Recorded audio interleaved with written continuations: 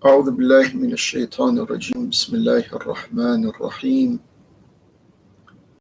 الحمد لله رب العالمين والصلاة والسلام على خاتم الأنبياء والمرسلين البشير النذير السراج المنير رحمة الله للعالمين وعلى آله وصحبه ومن اتبع نهجه إلى يوم الدين. Assalamu alaikum wa rahmatullahi wa barakatuh. Welcome to this half hour or 45 minutes of being with Allah, a comfort zone. Let's consider this a comfort zone in the hustle and bustle and ups and downs and ins and outs of people playing with our minds or diverting our attention or having us out of balance. It's very cozy to be in the comfortable, close position, reading Allah and understanding Allah subhanahu wa ta'ala. We are going to continue, inshallah, with Allah's meanings in Surat Yusuf, because it brings to the fore the ancient and the contemporary problem of bigotry and discrimination and prejudice and segregation and the inferiority, superiority complexes that are disturbing human societies and the human soul. Last week we began in the first ayat of Surat Yusuf alayhi salam, Alif Lam Ra, and we spoke briefly Tilka ayatul kitab al-mubin. From these letters we have the composition of this very manifest and clear Quranic revelation. Inna anzalnahu Qur'anan Arabiyan la'allakum ta'qilun. We've covered that also. And we said that, just to highlight a point, we said that the word Arabiyan, Inna anzalnahu Qur'anan Arabiyan la'allakum ta'qilun, Allah subhanahu wa ta'ala specifically used the word Arabiyan. He could have said, Inna anzalnahu Qur'anan Arabiyan la'allakum ta'qilun. Could have been a perfect ayah, just omitting the word Arabiyan. Why did he say, Inna anzalnahu Qur'anan Arabiyan la'allakum ta'qilun, and didn't skip? He could have said, Inna anzalnahu Qur'anan la'allakum ta'qilun. He didn't. So just think about it a little and bypass the human tendency to think about the word Arabiyan either in an ethnic sense or in a nationalist sense or in some other type of divisive sense. Skip that. Overcome that. So we said that it's a simple relationship of those who know the language of the Quran and those who know Arabic. It's their responsibility to teach, and there's nothing specific and special about that. It's a responsibility. And those who don't know Arabic, it's their responsibility to learn, and there's nothing inferior or discriminatory about that. Just like in a classroom, you have a teacher and you have a student. Is the teacher superior to the student? Or is the student inferior to the teacher? Maybe in some cultures or in some man-made conditions, we have superiority, inferiority definitions here. But in the Allah-defined parameters, there's nothing superior or inferior about teaching and learning. a person in life is always teaching. It doesn't necessarily have to be the Arabic language. It could be something else. It could be a father teaching his children, a mother teaching her children. It could be a brother teaching his brother. And likewise, there's always a person who's always learning.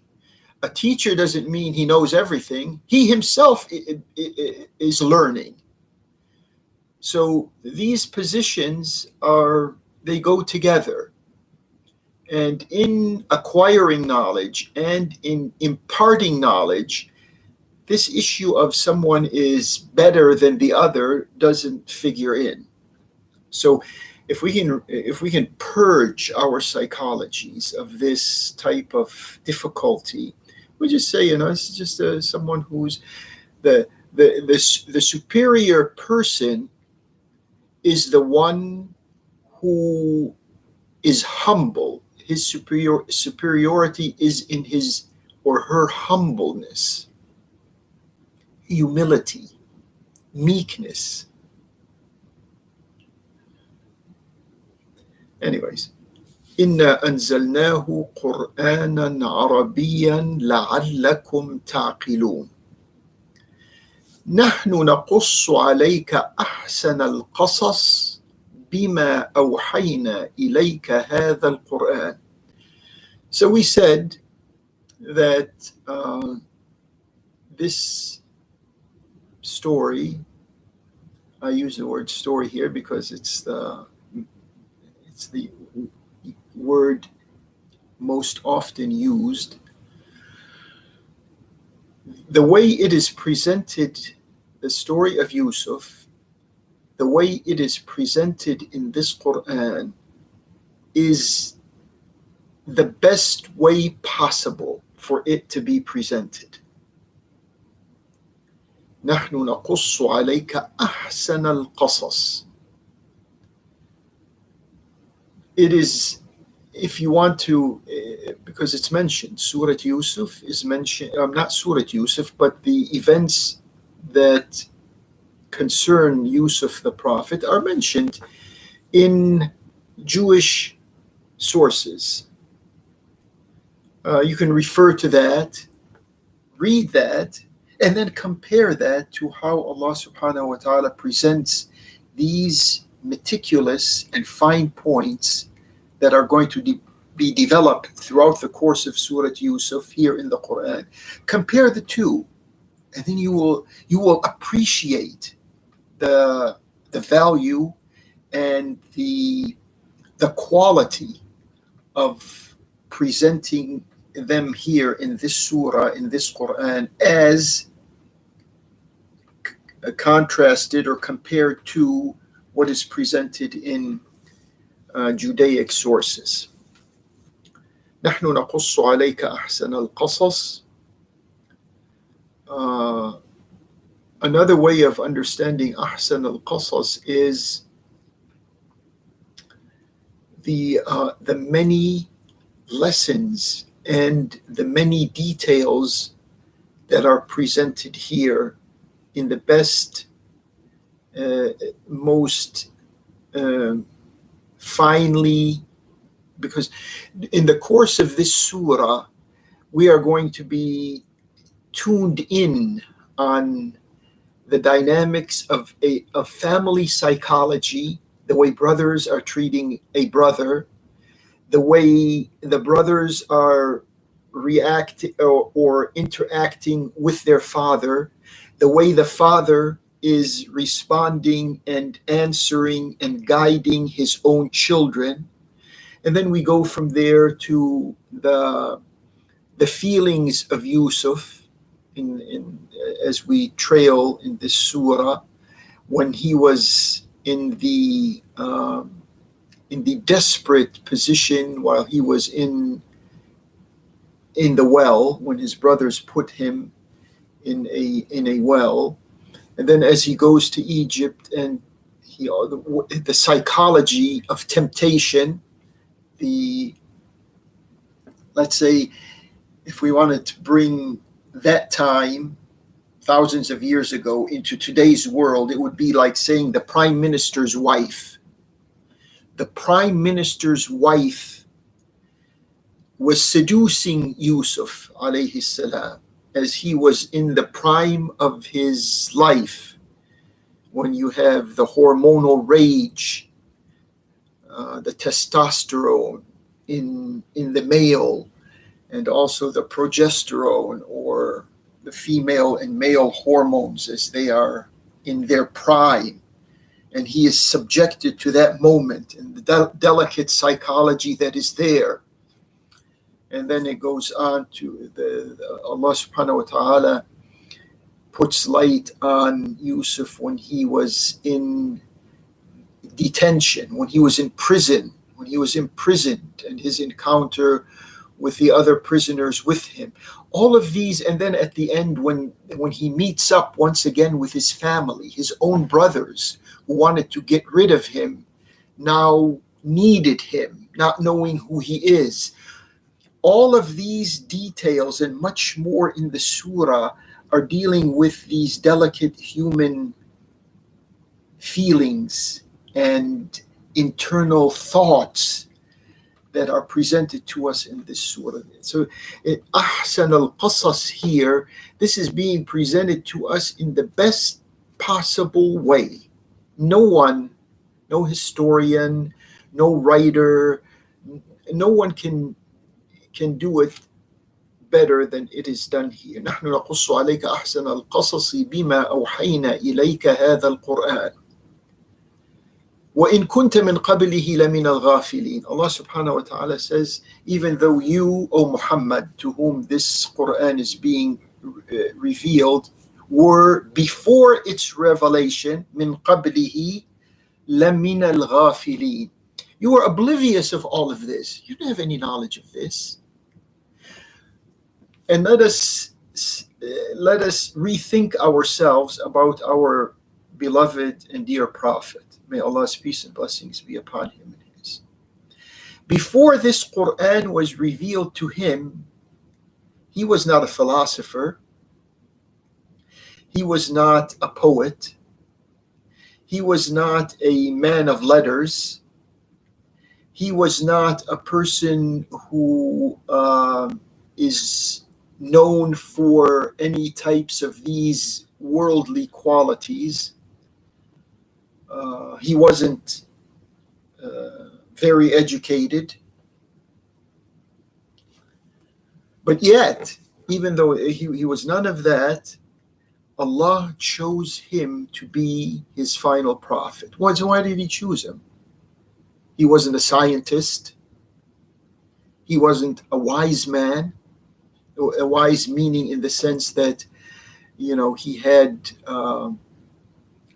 developed social, philosophical ideas. He didn't have any of that. So what you would ask, any person would ask, any fair-minded person would ask, why did Allah subhanahu wa ta'ala choose this person to be his final prophet? Besides, he didn't come from a very advanced civilization. He didn't come from one of the two major empires during that time. Just a simple person in the isolated Arabian Peninsula, as it were, in the arid Arabian Peninsula. Why did he choose him? Two descriptions that qualified him, basically: his truthfulness and his trustworthiness. Everyone knew the person who faintly knew the Prophet barely knew him, and those who knew him very well, all of them agreed, his whole society, all the people in Mecca, they agreed he was the most trustworthy and the most truthful individual among them. No one questioned that quality in him. That's why later on, when Allah reveals this Quran, he sort of mentions this in the ayah, وَإِنَّكَ لَعَلَى خُلُقٍ عَظِيمٍ. You, O Prophet, meaning Muhammad sallallahu alayhi wasallam, you are of the best possible moral quality there is. وَإِنَّكَ لَعَلَى خُلُقٍ عَظِيمٍ. So in this ayah, we go back, وَإِن كُنْتَ مِنْ قَبْلِ, the ayah here, نَحْنُ نَقُصُّ عَلَيْكَ أحسن القصص بما أوحينا إليك هذا القرآن وإن كنت من قبله لمن الغافلين. Before all of this information was revealed to you, O Muhammad, may Allah's peace and blessings be upon you. Before this revelation, you were oblivious to everything that has been revealed to you. You didn't know about Yusuf. You didn't know about Isa. You didn't know about Musa. You know, all the details that were revealed here in the Quran about Isa and Musa. Allah says in the Quran, وَمَا كُنْتَ لَدَيْهِمْ وَمَا كُنْتَ. Trace it throughout the Quran. The Prophet didn't know anything about any of this. Then all of a sudden, this information comes to him. وَإِن كُنْتَ مِنْ قَبْلِهِ لَمِنَ الْغَافِلِينَ. Now, some people, and this is a cultural thing, it has nothing to do with the Quran. We are strictly here based in the Quran, guided by the information in the Quran, absorbing the meanings of the Quran. This is Allah subhanahu wa ta'ala. These are His words. And so He describes His Prophet, وَإِن كُنْتَ مِنْ قَبْلِهِ لَمِنَ الْغَافِلِينَ. You were oblivious to all of this. None of this knowledge you knew. That doesn't take away from the Prophet's character. Some people think that if you say the Prophet was from al-Ghafilin, then somehow we have, just by saying that, we're not saying it, these are Allah's words, we're not taking away anything from him. His moral character shines. He's above everyone in his moral makeup, and that's what counts. We can go to Surat Al-Duha, one of these small surahs in the Quran. I think all of us, or most of us, have memorized. Surat Al-Duha. أَلَمْ يَجِدْكَ يَتِيمًا فَآوَى. Allah says, have we not found you as an orphan and given you security in your life while you were an orphan? ألم يجدك يتيما فآوى ووجدك ضالا فهدى. And we found you to be on a wrong course. فهدى. Allah guided you. Before the Prophet received this Quran, the Quran wasn't there. And if the Quran is not there, guidance is not there. So this lack of guidance is referred to as dalla. It's the lack of guidance. It's not that the Prophet was a deviant. Be careful with words. Be careful in understanding what Allah has to say. So the Prophet was lacking guidance. And then this guidance came to him. Does this take away from his infallibility? Does it take away from his moral character? Not at all.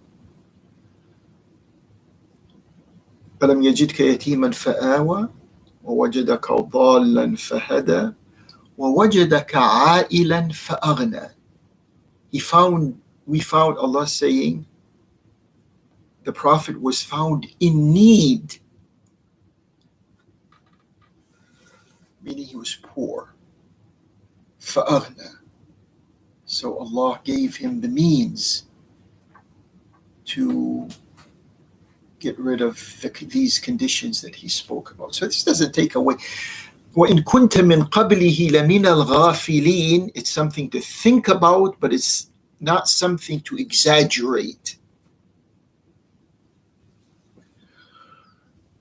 نحن نقص عليك أحسن القصص بما أوحينا إليك هذا القرآن وإن كنت من قبله لمن الغافلين. Okay, so we cleared this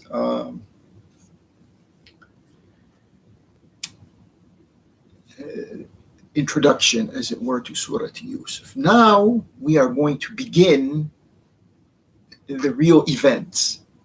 This is where everything begins to unfold. إذ قال يوسف لأبيه يا أبت إني رأيت 11 كوكبا والشمس والقمر رأيتهم لي ساجدين. This is what's being said. Bear in mind, O Muhammad, when Yusuf said, as Yusuf said to his father, إذ قال يوسف لأبيه يا أبتي, my father. Now, for those of you who like a little language input here, the word father in the Arabic language is ab, and in some other Semitic languages it's similar, ab or abu or abba or these types. Anyways, the main word referring to father is ab, and then you have, like here, Yusuf didn't say ya abi, my father. He said ya abati. And there are other designations. There's abatah, and there's a qira'ah in the Quran, ya abata. Without getting into the qira'at and those details, just for your linguistic satisfaction, ya abati, my dear father. It's a way of saying my dear father. And when a father speaks to his son in an endearing way, he doesn't say ya ibni. Ibn is son. He says ya bunay. So when a father is speaking to his son, endearing himself, he says ya bunay. When a son is speaking to his father in an endearing sense, in a emotionally close sense, he says ya abati. So here Yusuf, that's his word. You see, in the wording, in the description of the communication between father and son, the choice of word tells us that there is an emotional closeness. Ya abati inni ra'aytu 11 kawkaba. I saw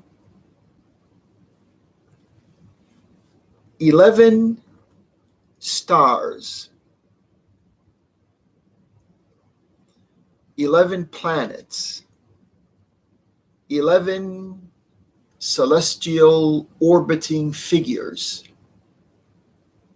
11 كوكبا والشمس والقمر, and the sun and the moon.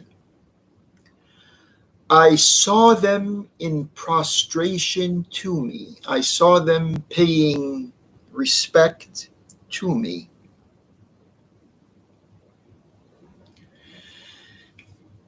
For those of us who have not learned this yet, we can learn.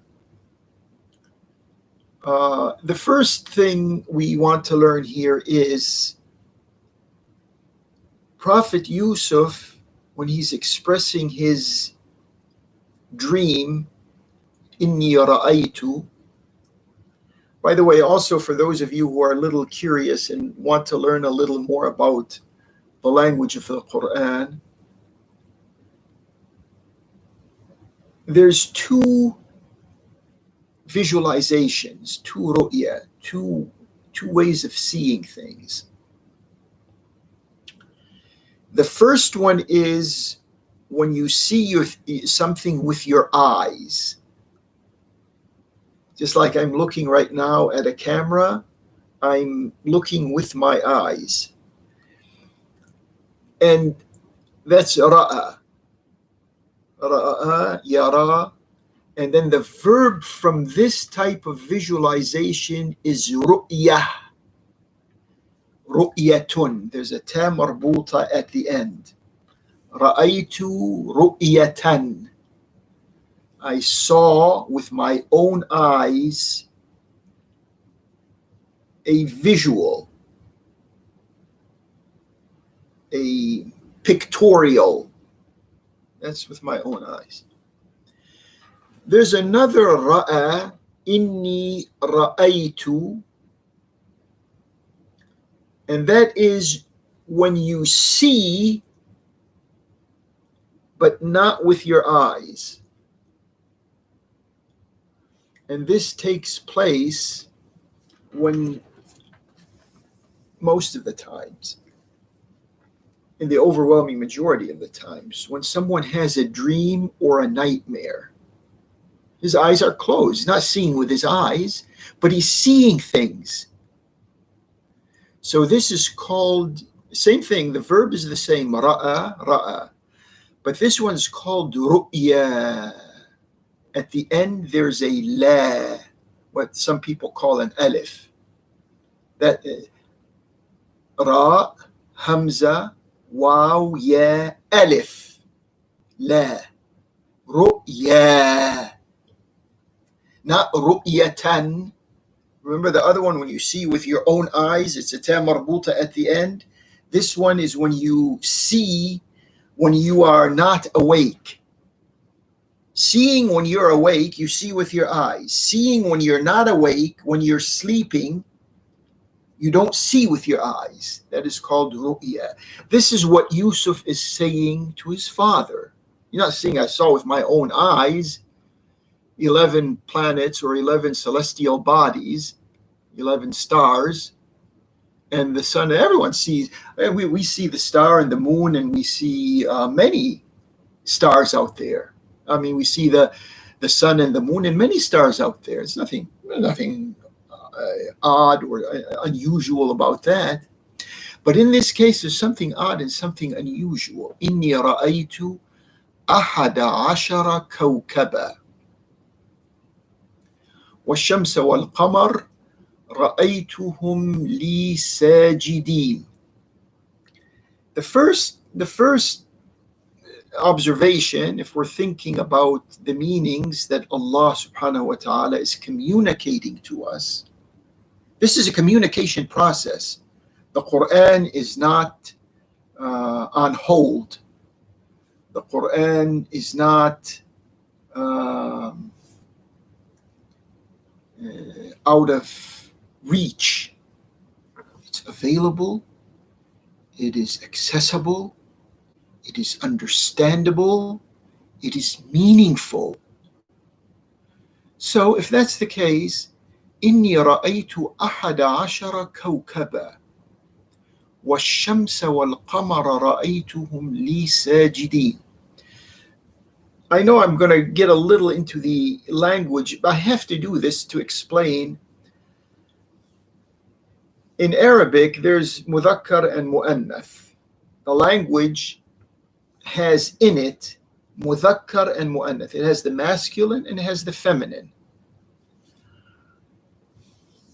And it has the animate, things that don't have life in them, but they still have to be characterized as feminine or masculine.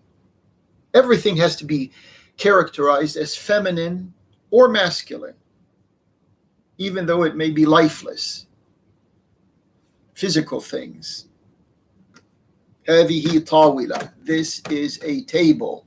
طاولة is feminine, has a ta marbuta at the end.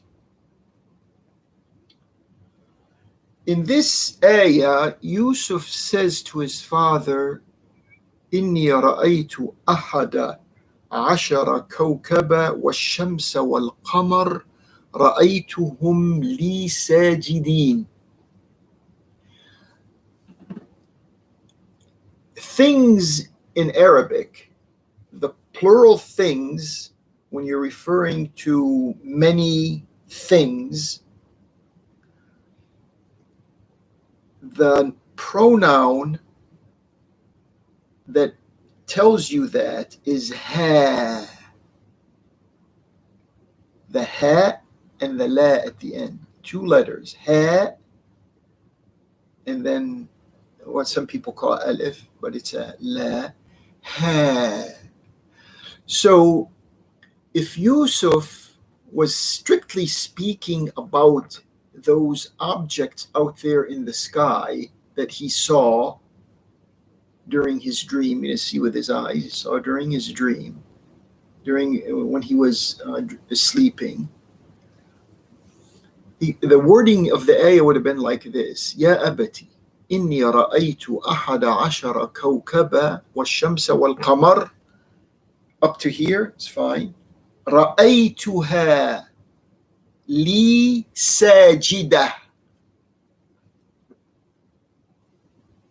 He didn't say that. So pay close attention to the wording. What Yusuf saw and what he was expressing to his father was, it's true that he saw 11 stars and the sun and the moon. He saw them, but they had the meanings of being individuals, human beings, real people. They were not. He was watching. Because sometimes this happens. I don't know how many times you've had dreams and how close you pay attention to whatever dreams you may have had. But sometimes you may see something that is probably, let's call, it could be a tree. But the tree is speaking to you. This happens in dreams. These things happen. So, in this case, true, Yusuf is expressing that he saw 11 stars and the sun and the moon, but he saw them acting like human beings. إني رأيت أحد عشر كوكبا والشمس والقمر رأيتهم لي ساجدين. The father, obviously, being very attached to Yusuf, was listening very closely, and Yusuf being very attached to his father. The father says to him, قال يا بني, see the dear, the close heart-to-heart relationship. Ya abati, Yusuf addresses his father. The father responds using the dear word, an endearing word, heart-to-heart word from father to son. Ya bunay, لا تقصص رؤيتك على إخوتك. لا تقصص رؤياك. See, it's difference. The ayah is saying, لا تقصص رؤياك على إخوتك. This dream of yours, don't mention it to your brothers. لا تقصص رؤياك على إخوتك. And the father explains why. فَيَكِيدُوا لَكَ كَيْدًا. Because if you do, they will scheme against you.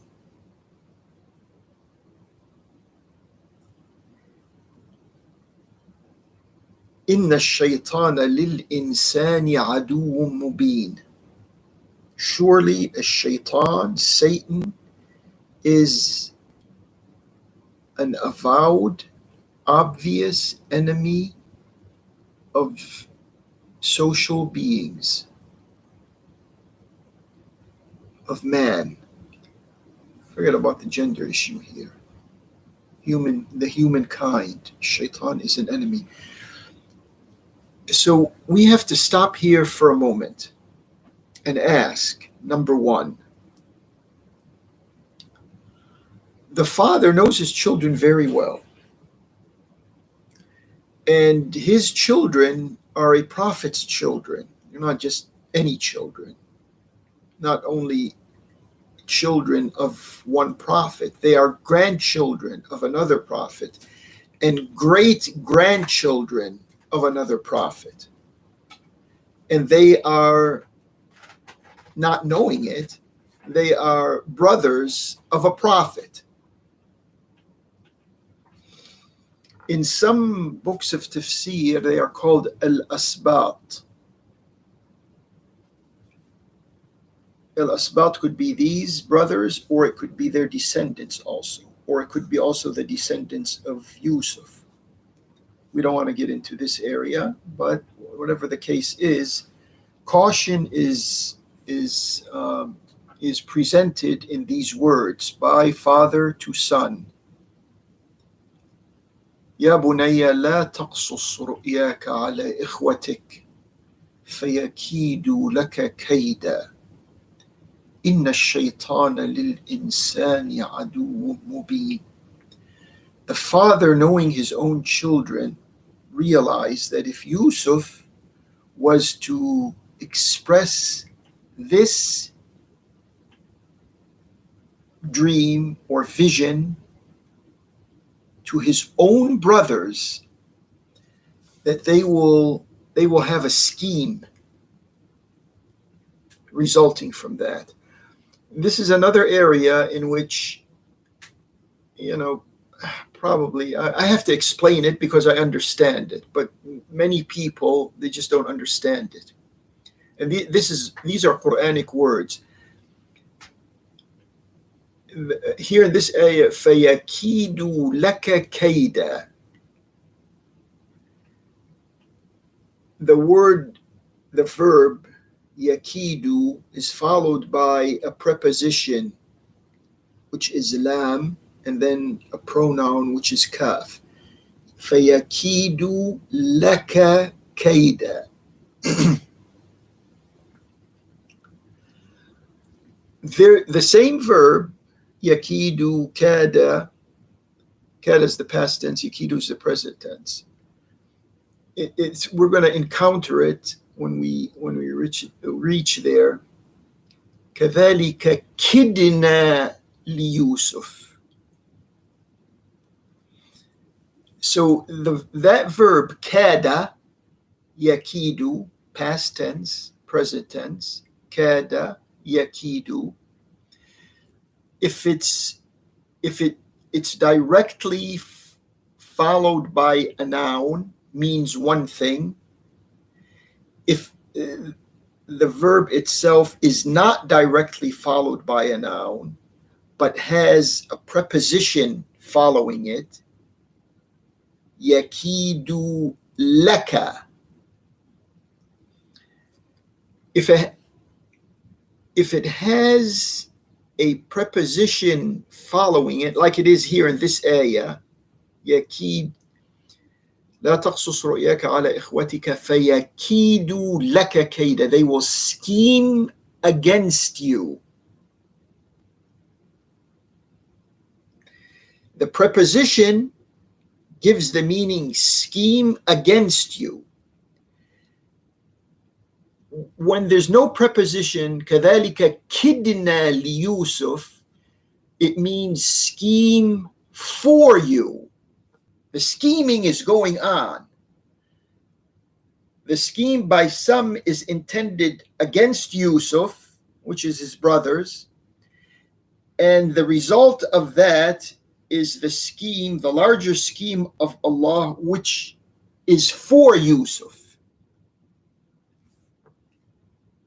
فَيَكِيدُ لَكَ كَيْدًا إِنَّ الشَّيْطَانَ لِلْإِنسَانِ عَدُوٌّ مُبِينٌ. Pay attention that Allah subhanahu wa ta'ala says to Yusuf that shaitan is man's enemy. He didn't say to Yusuf, your brothers are your enemy. He didn't say to him, your brothers will become your enemy if you tell them what you just saw in your dream. He said shaitan, referring to the area that a shaitan can play on human emotions and human relationships, even in among members who are as close to each other as brothers are to themselves. Inna shaitana lil insani adu mubin. Now, I know the time issue here, so I'm going to end this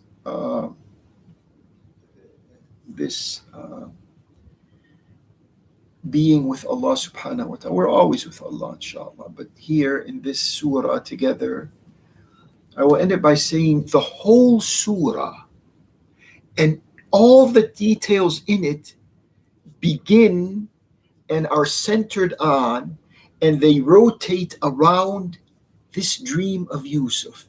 If Yusuf didn't have this dream, all of these other things wouldn't have happened. None of them. The dream set all of these developments into motion. It was that dream that brought about everything we are going to encounter later on. And as a final note, I know some of you like a little comment on current day affairs. And this is current day affairs. What we are speaking about pertaining to Yusuf and his brothers has to do with, this racial issue and this nationalist issue and this sectarian issue. We have three issues, a trio of issues that are disturbing our psychologies and disturbing our world. There you have them. Racism, sectarianism, and nationalism. And all of these come from a seed. And that is the seed that we are covering here today. I mean, today and onwards and in the past. And I've given quite a bit of khutbahs concerning this. I think those khutbahs you can find at IslamicCenterDC.com. But anyways, the type of collective self-centeredness in today's world, and as I said many times, the Saudi rulers, that name is the name of a family. Saudi Arabia, family Arabia. And when did Arabia become a family affair? And in real life, that's what it is nowadays. It's not supposed to be like that, but because we've left a lot of gaps in ourselves, we've opened up ourselves to all of it. So they've taken control. Now Hajj is approaching us. We just began this week, the month of Dhul Qa'dah, and the following month, the last month in the Qamari Hijri calendar, is Dhul Hijjah. And so I've heard yesterday, the day before, one of these ministers in that family ruling class in Arabia says that we are considering only 10,000 individuals to be permitted to go to Hajj or to come to Hajj this year. And he said that's a rough figure. It may increase a little, it may decrease a little, but it's in that area, 10,000 individuals. And all of them are from within the kingdom of Saudi Arabia. How much more do you want of a monopoly and an iron fist concerning Mecca and the Medina? And of course, they're telling you that there's a pandemic, and okay, if there's a pandemic, then no one goes to Hajj. You're selectively, or take tests. If people, test that they have the immunity, these tests are out there. If you're immune from this COVID-19 thing, okay, that should be a green light to go to the Hajj. People want to go to the Hajj from Indonesia or from Nigeria or from Turkey or Iran or other places in the world. A simple test. They take a test, they have the antibodies, they go. Finished. Why restrict it to 10,000? Have they become paranoid and afraid, the rulers in Arabia, the royals, that this Hajj may become a very challenging Hajj to them? They get from the Hujjaj, from the pilgrims, $8 billion a year, just from the pilgrims, petroleum and all this other stuff. About $8 billion they get from the revenue they collect from the Hujjaj who go to Mecca and Medina. 1/3 of the economies of Mecca and Medina depend on the Hajj. So they are not only are they suffocating the rest of the Muslims in the rest of the world, but they are also diminishing the meanings of Mecca and Medina all the way into irrelevancy. And hopefully, they, with our efforts, we can't. This is not going to go away just by words, but it will go away if these words push back on ignorance. As I repeated and as I believe, ignorance is our number one enemy. Equip yourself with the information coming from Allah and protect yourself by being with Allah, and He will protect you, He will inform you, and He will guide you. And Allah subhanahu wa ta'ala knows best. May Allah forgive us our shortcomings. May He shed light on our corners of ignorance, and may we be delivered from a miserable world of yesterday to a better world of tomorrow. Wallahu yaqulu al-haq wa huwa yahdi as-sabil wa sallallahu ala Muhammadin wa ali Muhammad. Wassalamu alaykum wa rahmatullahi wa barakatuh.